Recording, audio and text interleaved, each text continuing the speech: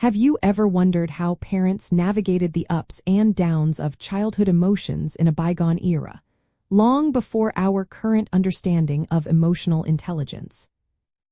In the 1950s, parenting often handled childhood emotions with an emphasis on discipline, obedience, and self-control.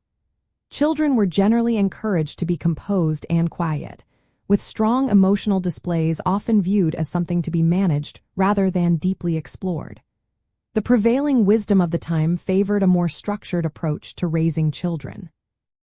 This approach stemmed from several key factors shaping 1950s society. Following the turbulence of World War II, there was a widespread desire for stability, order, and a return to traditional values within the home. Influential figures like Dr. Benjamin Spock, though later evolving his views, initially promoted structured feeding schedules and clear boundaries. The dominant psychological theories, such as behaviorism, also suggested that children could be trained through reinforcement to exhibit desired behaviors, including emotional restraint. Parents were seen as the primary authority, guiding children towards becoming well-adjusted, polite, and compliant members of society. So, what did this look like in practice? When a child expressed frustration, anger, or sadness, parents might gently redirect their attention, suggest they find a quiet activity, or simply tell them to calm down. Public displays of emotion were especially discouraged, with children often being taught to put on a brave face or not to make a fuss. The goal was to instill self-discipline and resilience, preparing children for a world where emotional stoicism was often admired.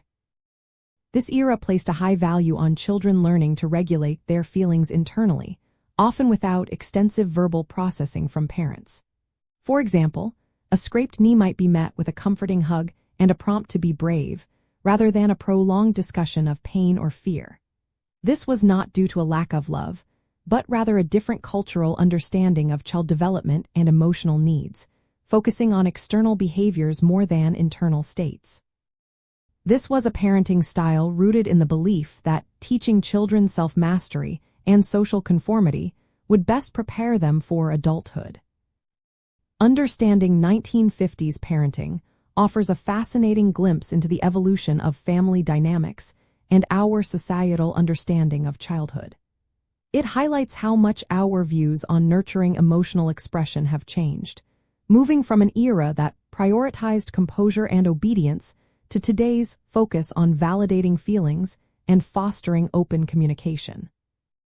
This historical perspective helps us appreciate the continuous journey of parenting and its adaptation to new psychological insights and cultural values.